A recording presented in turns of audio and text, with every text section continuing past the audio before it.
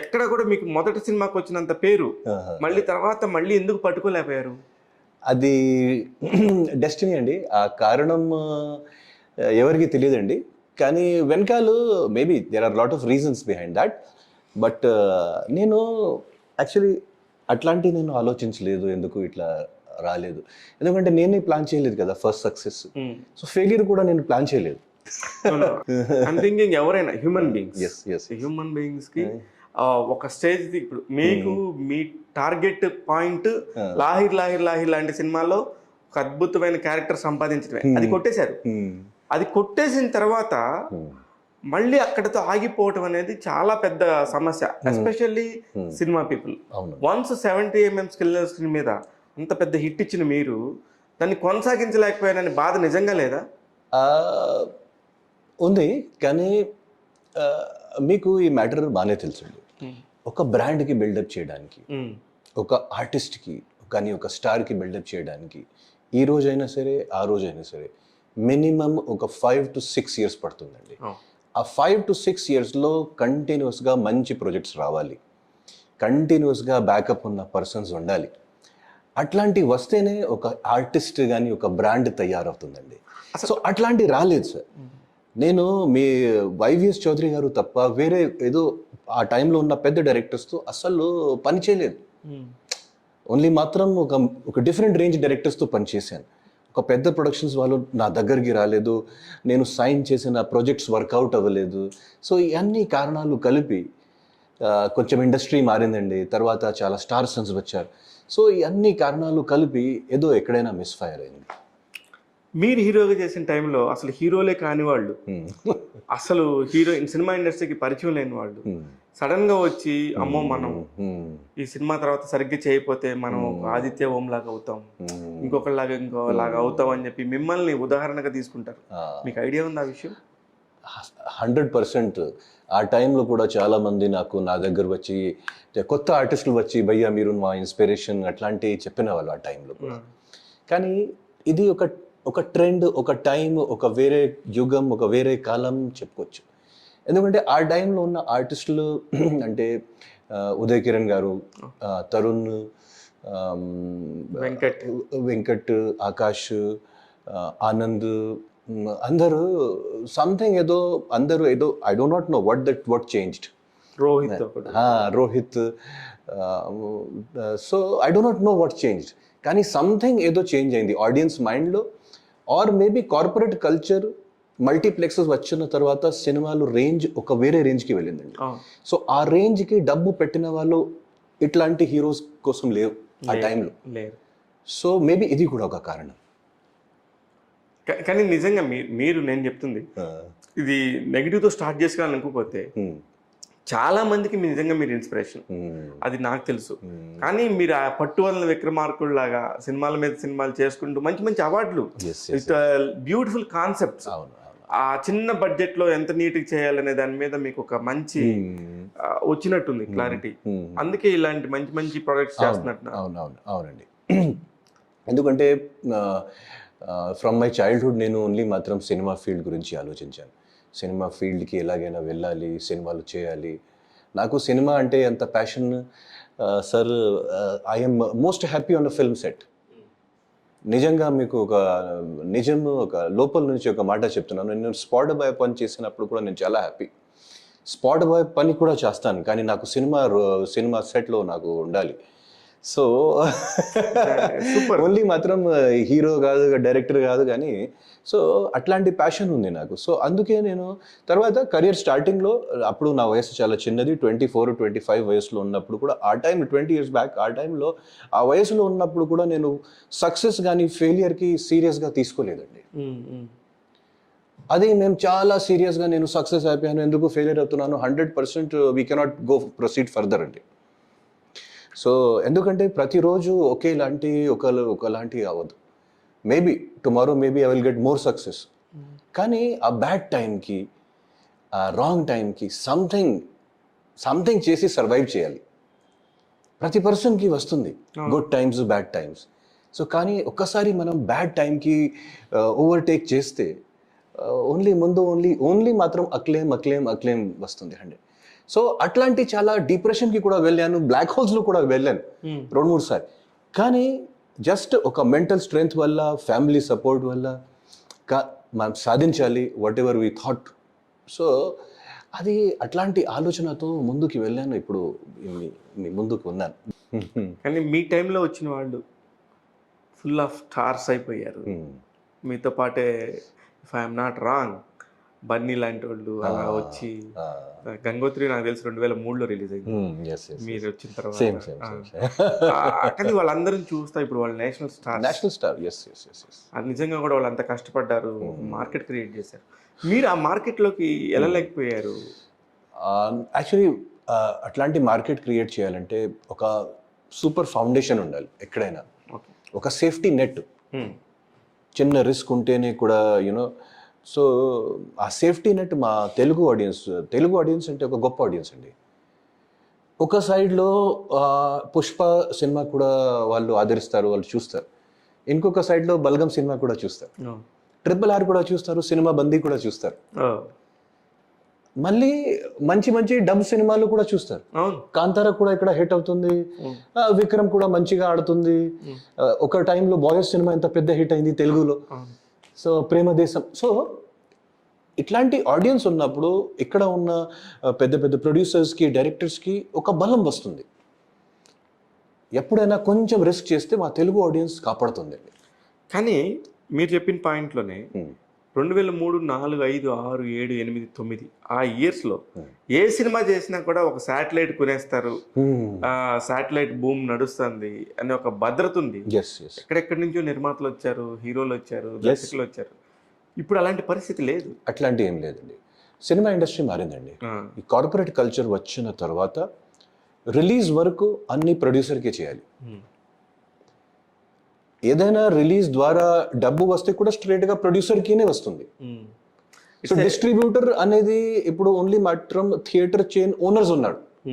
Distributor అనేది word ఎవరైనా నేను డిస్ట్రిబ్యూటర్ చెప్తే అది రాంగ్ మాట. కరెక్ట్, బాగా చెప్పారు. అది మీకున్న నాలెడ్జ్లో ఎందుకంటే నేను బాలీవుడ్లో కూడా చాలా సినిమాలు రిలీజ్ చేశాను.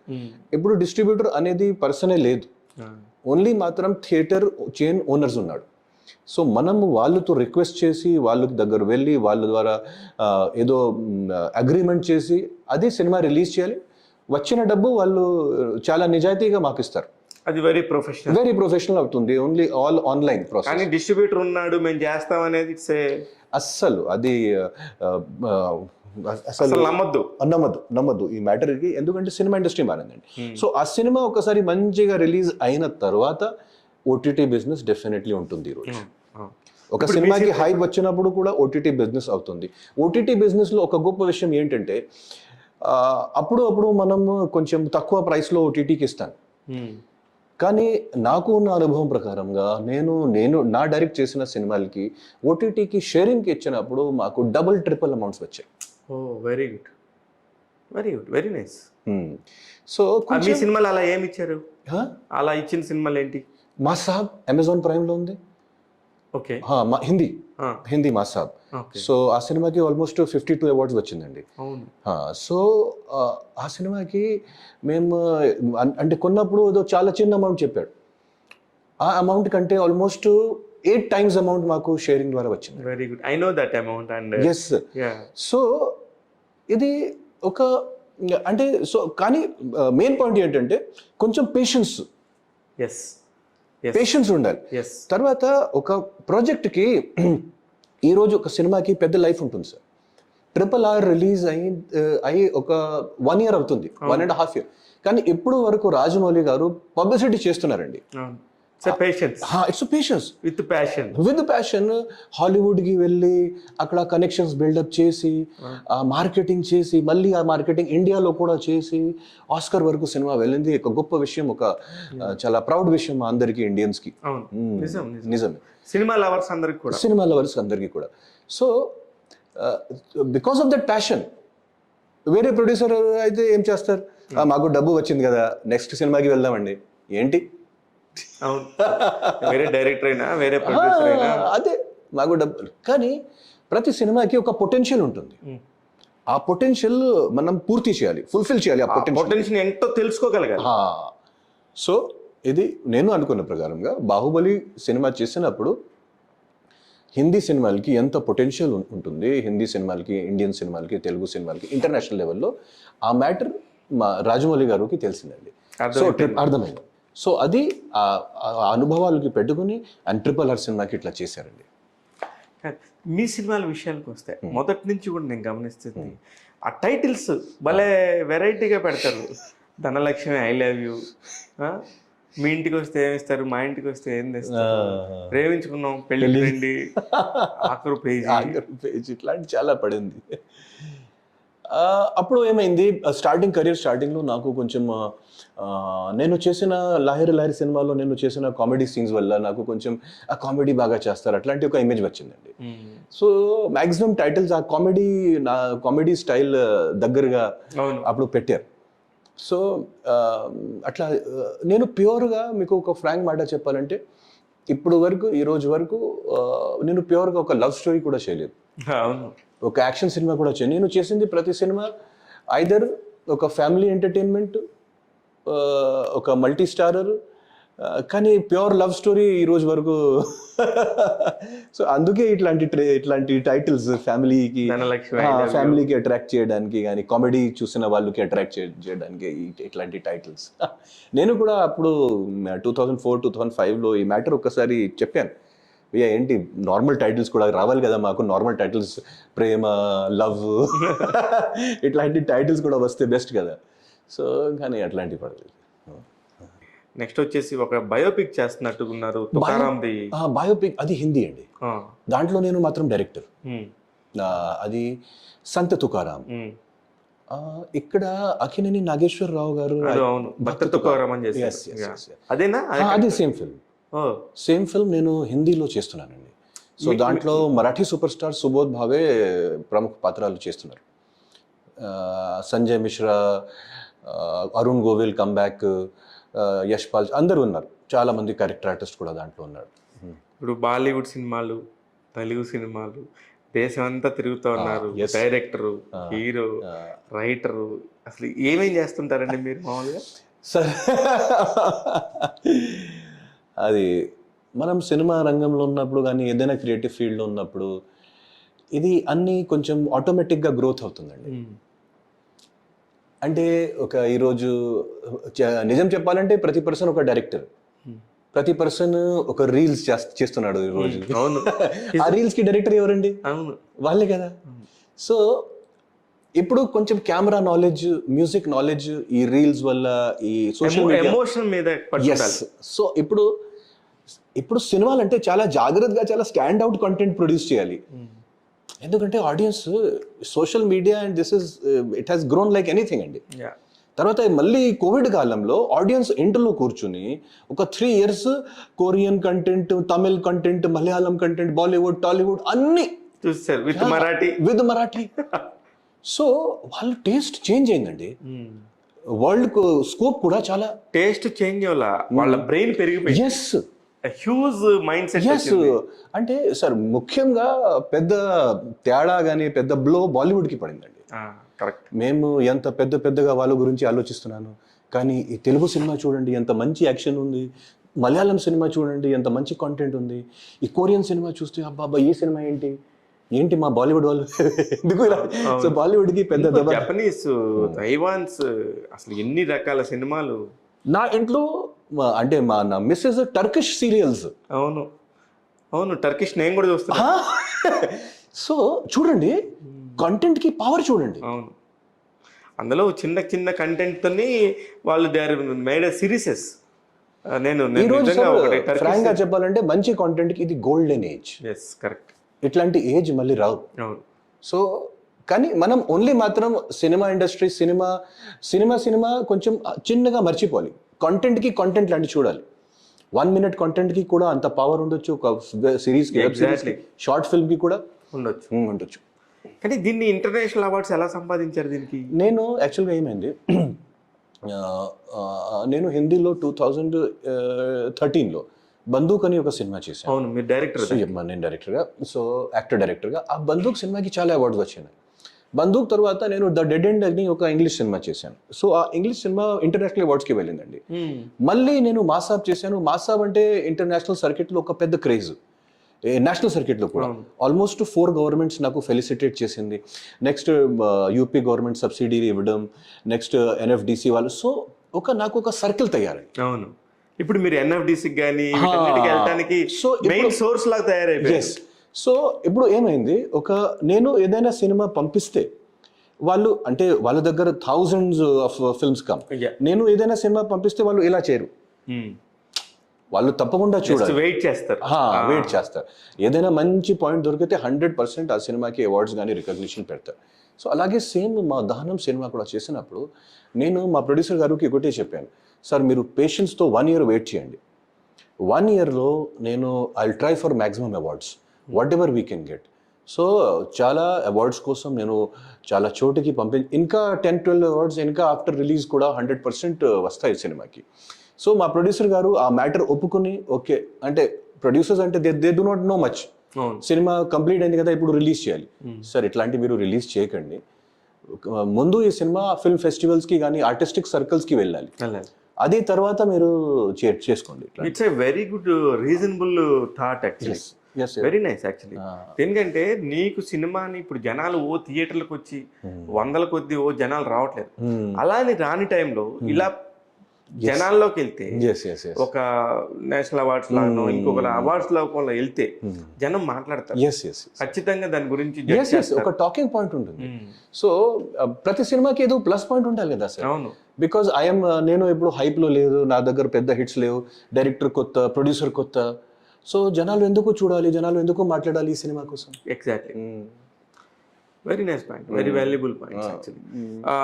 ఇప్పుడు మీరు మిగతా ఇప్పుడు ఎవరన్నా మిమ్మల్ని వచ్చి హెల్ప్ అడుగుతారా, మీ సినిమాలు అవార్డ్స్కి వెళ్తున్నాయి, మా సినిమాలు ఎలా చేయాలి ఏంటి అని? నేను అందరికీ హెల్ప్ చేస్తాను. నేను పంపించినప్పుడు అందరూ సీరియస్గా చూస్తారు, కానీ సినిమా కంటెంట్ కూడా వాళ్ళే డెసిషన్స్. ఎందుకంటే వాళ్ళు మ్యాక్సిమం పర్సన్స్ ఆర్ న్యూట్రల్ అండి, మనం వీ కెనాట్ ఫోర్స్ దెమ్. నేను అడుగుతుంది అది కాదు, నేను అంటున్న పాయింట్ ఏంటంటే మీ వైపు నుంచి ఇప్పుడు చాలా మంది ఇప్పుడు చాలా కంటెంట్ బాగా చేయగలిగే వాళ్ళు ఉండొచ్చు, వాళ్ళకి తెలియదు ఇట్లా వెళ్ళాలి అనేది, వాళ్ళకి మీరు హెల్ప్ చేస్తారు? నేను 100%. నేను మధ్యలో మా ఒక ఫ్రెండ్ ఉన్నాడు, ఆ ఫ్రెండ్కి కూడా హెల్ప్ చేసి, మీరు పానోరమాకి పెట్టాలంటే ఇది చేయాలి, పానోరమాకి మీరు కరెక్ట్గా ఈ పర్సన్కి మాట్లాడాలి, మీరు ఢిల్లీ వెళ్ళి ఈ పర్సన్తో కాంటాక్ట్ చేయండి, అక్కడ వెళ్ళండి, అక్కడ మాట్లాడండి, అక్కడ కూర్చోండి, ఇవన్నీ చేయాలి సార్. అవును, ఇది ఒక ప్రాసెస్, ఇట్స్ యూనివర్సిటీ చదువుకున్నట్టే. ఎందుకంటే మేము జస్ట్ ఆన్లైన్ సినిమాకి పంపించినప్పుడు ఏమి జరగదు సార్. మనం పెద్ద అదృష్టం ఉన్నప్పుడు, ఎందుకంటే థౌజండ్స్ ఆఫ్ ఫిల్మ్స్ వస్తాయి, జ్యూరీలో ఒక 10 members 8 members ఉన్నాడు, మనం అక్కడ తెలిసిన వాళ్ళు ఉన్నప్పుడు డెఫినెట్లీ ఆ సినిమా చూస్తారు. చాలా రోజుల తర్వాత మీ మొక్కల్లో కూడా కొంచెం గ్లో కనబడుతుంది, అదే రీజన్ ఏమో. గ్లో ఎప్పుడైనా ఉంటుంది సార్, గ్లోయింగ్ ఎప్పుడైనా, అది గ్లోయింగ్కి సినిమాతో కానీ ఇదితో సంబంధమే లేదు, నేను అంత సీరియస్గా తీసుకోలేదు. సక్సెస్ అయినా సరే, మీకు నిజంగా చెప్తున్నాను, రేపు ఈ సినిమా ఒక ఆడియన్స్ కూడా రాకపోతే కూడా, ఈ సినిమా నేషనల్ అవార్డు కొట్టిస్తే కూడా సేమ్, నేను సీరియస్గా తీసుకోను సార్ ఇది. బికాస్ ఇది ఒక మాయ అండి, ఇది మాయాజాలం, ఇది మాయాలోకం. కానీ ఈ మాయలోనే ఉంటారు, కానీ ఈ మాయలో సక్సెస్ వచ్చినా ఫెయిల్యూర్ వచ్చినా నాకేం సంబంధం లేదంటారా? ఏం సంబంధం లేదు, కానీ ఆ మాయలో ఉంటారు అంతే. మాయలోనున్నా, తెలిసినా కూడా మాయలోనున్నా. ఎలా సరే, మీ ఇంట్లో ఎవరు ఏమనరా? సార్ సినిమా వాళ్ళకి, పొలిటీషియన్స్కి, ఫిలాసఫర్స్కి ఎప్పుడైనా ఇంట్లో కొంచెం అది అవుతుంది, కానీ లక్కీగా my wife understands everything. Love marriage, arrange marriage అండి. ఎందుకంటే నేను లైఫ్లో మా పేరెంట్స్ చెప్పిన ఒక మాట కానీ ఒక పాయింట్ కూడా ఒక వర్క్ కూడా చేయలేదు, జస్ట్ ఇదే మాత్రం మ్యారేజ్ మాత్రం ఓన్లీ లైఫ్ లో మొత్తం మీద చెప్పిన ఒకే ఒక పని చేసింది మ్యారేజ్. మా పేరెంట్స్ నువ్వు ఎటువైపు వెళ్ళు, నేను అటువైపు వెళ్ళినవా, స్టార్టింగ్ నుంచి ఒక రెబల్. సో ఏ ఊరండి మీరు? నాది యాక్చువల్ కాశీ. సో కాశీ దగ్గర ఒక చిన్న పల్లెటూరు. సో కాశీ సిటీ కూడా కాదు, మేము we belong to villages. So Kashi city నుంచి ఎంత దూరం? ఒక 45 కిలోమీటర్స్ అనుకోండి సార్. గ్రేట్. మీరు ఎక్కడ ఒక చిన్న విలేజ్ నుంచి ఇక్కడ దాకా కానీ ఆ విలేజ్ లో నేను పుట్టలేదు. మా father was a government officer, provincial civil services officer. Okay. తర్వాత ప్రమోటెడ్ IAS కెరియర్ లాస్ట్ లో. Mother was a teacher, Allahabad యూనివర్సిటీలో సైకాలజీ టీచర్. అందరూ పెద్ద పెద్ద కూడా మీరు. నేను మాత్రం black sheep. So my wife again she was fashion student NIFT Hyderabad. So NIFT Hyderabad student. మరి మిమ్మల్ని ఎలా భరిస్తూ ఉంటారు వాళ్ళు? That is you should ask her. దానికోసం మీరు ఒక సెపరేట్ ఇంటర్వ్యూ పెట్టాలి. ఒక సినిమా వైఫ్స్ తోనే ఒక ఇంటర్వ్యూ పెట్టండి. సినిమా వైఫ్స్ నిజంగా పెట్టాలనిపిస్తుంది. ఎందుకంటే మీరు ఎక్కడ కాశీలో పుట్టి ఎక్కడ కాకినాడ దగ్గర షూటింగ్లు చేస్తూ ఉంటారు. అదే సో వాళ్ళకి కూడా అర్థం కాలేదు. కానీ నా ఫాదర్ బాగా ఒకసారి కెరియర్ డౌన్ ఉన్నప్పుడు మా ఫాదర్ నాకు బాగా సపోర్ట్ చేశారు. ఫ్రాంక్గా నిజంగా చెప్పాలంటే 2 years 3 years వరకు నేను ఐ థింక్ 2008, 9, 10లో నేను ₹1 కూడా సంపాదించలేదు. ఒక 2 years 2.5 years ఆ టైంలో ఫాదర్ బాగా సపోర్ట్ చేశారు.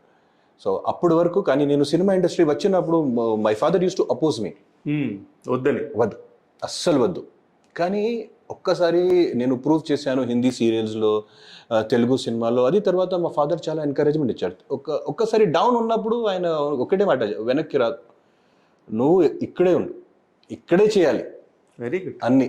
సో హిందీ ఇండస్ట్రీ, తెలుగు ఇండస్ట్రీకి అస్సలు వదలకూడదు. అసలు ఎలా మొదటి అవకాశం వచ్చింది సార్? అది మొన్న YVS చౌదరి గారు ఒక మంచి మాట చెప్పాడు అక్కడ మా ఫంక్షన్లో.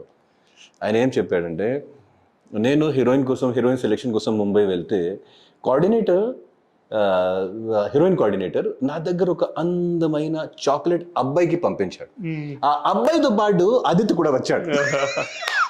అంటే నాకు ఒక రకంగా రోస్ట్ చేశాడు, ట్రోల్ చేశాడు అక్కడ ఫంక్షన్లోనే. సో ఏమైంది, ఆ అబ్బాయి నేను ఒక రాత్రి నా దగ్గర వచ్చేసి, మేము అందరూ ఆల్మోస్ట్ టీనేజర్స్, సేమ్ ఏజ్ కదా, రాత్రి మేము ఫుడ్ కూడా అన్నీ తినేసి మేము పడుకున్నాం. మార్నింగ్ అబ్బాయికి కాల్ వచ్చింది, ఒక డైరెక్టర్ వచ్చాడు. నాకు కూడా ఒక కాల్ వచ్చింది ఒక డిఫరెంట్ ఆడిషన్ కోసం. ఆ ఆడిషన్ దగ్గర ఓకే సేమ్ ఆటోలో వెళ్దాం కదా, ఎందుకు మేము ఉన్నాను ఇక్కడ, సేమ్ ఆటో షేర్ చేసి వెళ్దాం, సేమ్ ప్లేస్ కదా, డబ్బు కొంచెం సేవ్ అవుతుంది అని మేము వెళ్ళాను. నేను కింద వెయిట్ చేసినప్పుడు చౌదరి గారు అసిస్టెంట్ వచ్చేసి, నువ్వు కూడా యాక్టర్ కదా, పైకి రావచ్చు. ఏమైంది, మధ్యలో చౌదరి గారు ఇలా వెళ్ళారండి. నేను అక్కడ కొన్ని ఫ్రెండ్స్తో మాట్లాడినప్పుడు నా బాడీ లాంగ్వేజ్ చూశాను. ఓకే. సో మళ్ళీ అసిస్టెంట్కి పంపించేసి అబ్బాయికి పిలు పైకి. సో నేను హాలిడే ఇన్ హోటల్ పైకి వెళ్ళాను. సో నువ్వు కూడా యాక్టర్ కదా, ఓకే. సో MTV పెట్టారు. MTV ఇప్పుడు you do some crazy things, dance వద్దు, ఈ మ్యూజిక్లో అట్లాంటివి చెప్పాడు. నేను కొన్ని క్రేజీ థింగ్స్ చేశాను. నెక్స్ట్ ఐ లవ్ యూ చెప్పు కెమెరాకి. సో ఇంకొక రకంగా చెప్పు. సో ఆల్మోస్ట్ 25 వేస్లో ఐ లవ్ యూ చెప్పాను కెమెరాకి. 25 డిఫరెంట్ వేస్లో ఐ లవ్ యూ చెప్పాను కెమెరాకి. సో ఈ సెడ్, భయ్యా మీకు తెలుగు రాదు కదా, ఏం రాదు కదా, సినిమా చేస్తారా Telugu? So my first point is, sir how much you will give me. ఎందుకంటే అప్పుడు నేను ఆల్మోస్ట్ ఎస్టాబ్లిష్డ్ అవుతున్నా హిందీ ఇండస్ట్రీలో, 5 సీరియల్స్లో running hero. So he said, no you do not know. అది ఇంటర్నెట్ ఏజ్ కాదు కదా sir, we do not know much. ఈరోజు అందరికీ అన్నీ తెలుసు. So sir, with full respect sir, I do not know anything about you. నాకు south industry అంటే sir, I know Maniratnam sir, I know Ram Gopal Varma sir. You said like that. I said, sir, and K. Raghavendra Rao garu also I know. So I said like that. So I do not know, sir, anything. Okay, but I am like this, I am like that. నువ్వు ఒకసారి ఆలోచించు. So నేను ఒప్పుకోలేదు. So కానీ చౌదరి గారు కంటిన్యూస్గా phone చేస్తూ కానీ మెసేజ్ ఇవ్వడం, ప్రతిసారి ముంబైకి వచ్చినప్పుడు కాల్ చేయడం, నేను వెళ్ళడం, కలవడం అన్నీ. ఈలోపు ఏమైంది, నాకు 2-3 హిందీ సినిమాలు వస్తుంది అట్లాంటి హోప్లో ఉన్నాను నేను. సో అక్కడ డిసప్పాయింట్మెంట్ వచ్చిన తర్వాత నేను చౌదరి గారికి హోలీ రోజు కాల్ చేశాను. హోలీ రోజు మార్నింగ్ కాల్ చేసి, సార్ మీ ఆఫర్ ఎప్పుడు కూడా ఉందా, నేను రావచ్చు హైదరాబాద్కి. సో చౌదరి గారు అన్నారు, ఫస్ట్ ట్రైన్, ఫ్లైట్, బస్ ఏదైనా దొరికితే నువ్వు వచ్చి. అన్నీ వదిలేసి. సో నేను ఒకటే చెప్పాను, సార్ నాకు 1 మంత్ పడుతుంది, నేను చాలా సీరియల్స్ చేస్తున్నాను, వాళ్ళకి అందరికీ నోటీస్ ఇవ్వాలి నా క్యారెక్టర్ ఫినిష్ చేయడానికి.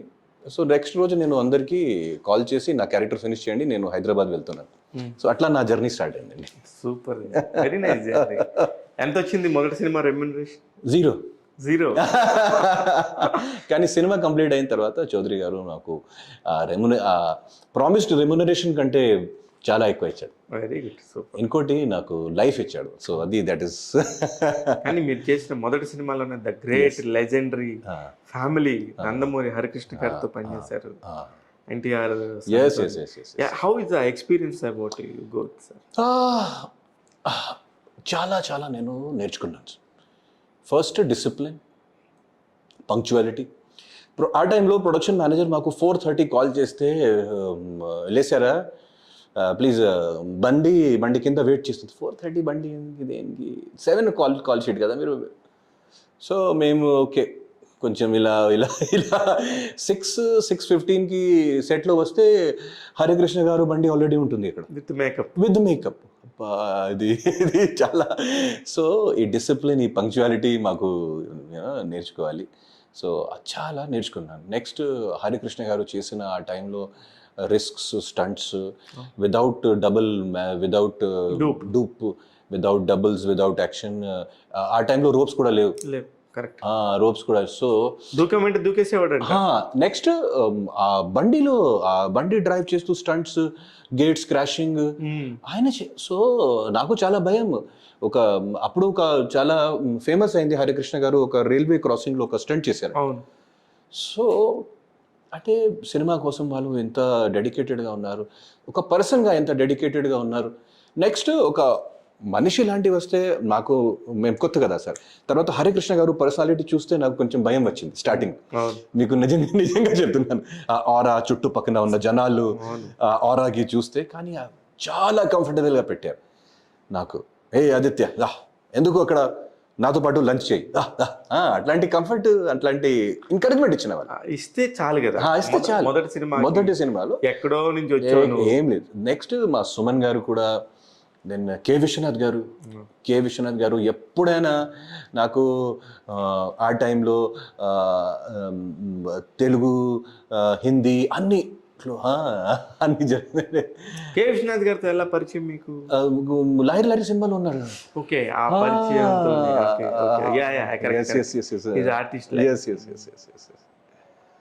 సో అట్లా ఏదో ఆలోచిస్తా 20 years వెనక్కి వెళ్ళిపోయారు.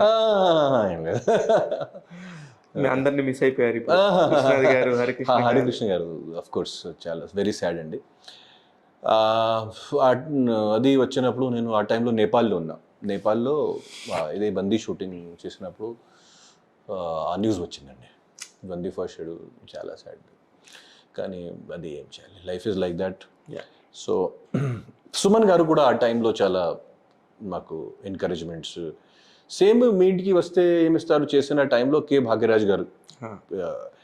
నేను ఒక సినిమా కోడి రామకృష్ణ గారితో చేశాను. సో కానీ ఆ సినిమా బయటికి రాలేదు, సోదరి మనలారా. సో ఆ సినిమా, బట్ ఆ ఎక్స్పీరియన్స్ కూడా లైఫ్ టైం ఎక్స్పీరియన్స్. నేను ఒక 25 days సార్తో వర్క్ చేశాను. కానీ చాలా మంది ఇప్పుడు లాస్ట్ అంటే 4-5 yearsలో నాకు పర్సనల్గా తెలిసిన చాలా మంది వెళ్ళిపోయారండి. ఎంఎస్ నారాయణ గారు. ఎంఎస్ నారాయణ గారితో మీకు చాలా అనుబంధం ఉన్నట్టుంది. అంటే ఒక 10-12 films చేశాను ఎంఎస్ నారాయణ గారితో. తర్వాత ఆయన మంచి పర్సన్. సేమ్ అట్లాంటి గ్రేట్ రైటర్ పర్సన్.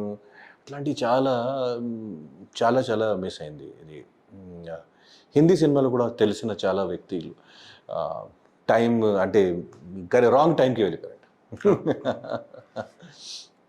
మీకు పిల్లలండి? ఒక అబ్బాయి ఉన్నాడు. అబ్బాయిని కూడా ఆర్టిస్ట్గా చేస్తున్నారు? అస్సలు నేను ఎంకరేజ్మెంట్ ఇవ్వను. ఎందుకంటే నాకు తెలుసు, నా అబ్బాయి గురించి తెలుసు, సినిమా ఇండస్ట్రీ గురించి తెలుసు. మీ నాన్న కూడా మీకు ఎంకరేజ్మెంట్ ఇవ్వాలి, బట్ మీరు ఇక్కడికి వచ్చారు కదా. నేను వచ్చాను, మా అబ్బాయి కూడా అలాగే చేస్తే మేమేం చేస్తాను, మేము కూడా ఒప్పుకుంటాం. కానీ నేను అంత రెబల్ అంత ఉన్నప్పుడు కూడా నేను చైల్డ్హుడ్ నుంచి నా ఫ్యామిలీకి తయారు చేశాను కొంచెం. ముందే ప్రిపేర్ ఎందుకంటే నాకు సినిమా ఫీల్డ్కి వెళ్ళాలి, నాకు సినిమా ఫీల్డ్లోనే వెళ్ళాలి, cinema I want to become. అప్పుడు యాక్టర్ తెలియదు కదా, చిన్న వయసులో హీరో హీరో హీరో హీరో. నాకెందుకు మీతో అంత ఎమోషన్ అంటే, ఒక న్యూస్ చూసి ఒక 2 hours 3 hours నేను చాలా ఫీల్ అయ్యాను. ఆ న్యూస్ ఏంటంటే, ప్రముఖ నటుడు ఆదిత్యవం చనిపోయాడు.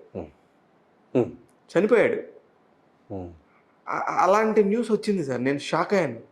సూసైడ్ చేసుకున్నాడు. ఇది మీకు చెవిన ఏమన్నా పడిందా? నాకు అంటే అట్లాంటి పడలేదు, నాకు ఎవరైనా ఫార్వర్డ్ చేయలేదు అట్లాంటి న్యూస్. కానీ నేను ఒక ఇంటర్వ్యూ ఏదో ఛానల్లో ఇచ్చినప్పుడు వాళ్ళు ఏదో సూసైడ్ గురించి సుశాంత్ సింగ్ రాజ్పూత్, ఉదయ్ కిరణ్ అట్లాంటి ఏదో కనెక్ట్ చేసి అప్పుడు ఒక క్వశ్చన్ అడిగారంట. అప్పుడు నేను ఒక ఆన్సర్ చెప్పాను. నేను లైఫ్లో ఎప్పుడైనా ఇట్లాంటి సూసైడ్ కానీ ఇట్లాంటి ఆ వైపు నేను అస్సలు ఆలోచించను, చూడను. ఏదైనా పరిస్థితి ఉంటే, ఎవరైనా ఉంటే ఫైట్ చేయాలి. ప్రతి పరిస్థితి ఒక లెసన్ మాకు లైఫ్లో. తర్వాత ఎవ్రీథింగ్ ఈజ్ అన్ ఎక్స్పీరియన్స్, అది మనం భరించాలి. Success, failure, love, passion, everything is an experience. So ఇట్లాంటి this is out right rumour. నేను అసలు వెళ్ళను అట్లాంటి. మీకు అలాంటివి వచ్చినప్పుడు తెలిసినప్పుడు ఎలా ఫీల్ అవుతుంటారు? ఇట్స్ అన్ఫేర్ కదా. అన్ఫేర్, బట్ సార్ ఇంటర్నెట్ ఏజ్లో ఈ దాంట్లో పర్సన్స్ హిట్స్ కోసం, థంబ్నెయిల్స్ కోసం they can do anything. So thumbnail game, thumbnail hits కోసం, అది కోసం they can do anything. So ఇంకో మ్యాటర్ ఏమైంది, ఈ కోవిడ్ కాలం తర్వాత చాలా మంది చనిపోయారు. సో ఒక పబ్లిక్ ఒక అలవాటు అయింది, ఒక 2 months ఏదో వినాలంటే అదే కూడా ఇది కూడా. సో హిందీ ఇండస్ట్రీలో కూడా చాలా జరిగిందండి సేమ్ ఇట్లాంటి చాలా రూమర్స్, చాలా పర్సన్స్ కోసం చాలా టైం వస్తుంది. కానీ ఆ రూమర్స్ వస్తే మేము ఇంకా మా ఏజ్ ఇంకా పెరుగుతుంది, మా ఎనర్జీ ఇంకా పెరుగుతుంది, ఇంకా గట్టిగా. కానీ ఇలా చాక్లెట్ బాయ్ లా ఉన్న మీకు ఈ లవ్ ట్రామాస్ ఏం లేవా? లవ్ డ్రామా ప్రతి పర్సన్కి ఉంటుంది సార్. లవ్ డ్రామాస్ ప్రతి పర్సన్కి, అంటే నిజాయితీ చెప్పాలంటే ప్రతి పర్సన్కి ఉంటుంది. సో నాకు కూడా అట్లాంటి చాలా జరిగిందండి. కానీ ఇది పాతకాలం, అది ఇప్పుడు లైఫ్ ఒక వేరే మార్గంలో ఉంది. మర్చిపోవాలి, అన్నీ ముందుకు వెళ్ళాలి. ముందు ఇంకా ట్రామాలు ఉన్నాయి, అది కూడా ఒక ప్రాసెస్ కదా. లవ్ ట్రామా మర్చిపోవడం అనేది కూడా ఒక ప్రాసెస్, మర్చిపోవడం కూడా ఒక ప్రాసెస్. ఎగ్జాక్ట్లీ అండి. ఆల్ ద వెరీ బెస్ట్ ఓం గారు. Thank you sir, thank you. నాకు పిల్లలు చాలా నాకంటే ఐ మీన్ ఒక మంచి మనిషితోని 20 years జర్నీ ఉన్న ఒక మనిషితోని మాట్లాడినందుకు I really feel very happy. ఇంకా కూడా మీకు ఫ్యూచర్లో కూడా ఏదైనా అవకాశం ఉంటే నేను హెల్ప్ చేయడానికి 100% నా వైపు నుంచి ఎప్పుడు ready. Sir all the very best అండి. Thank you sir, thank you.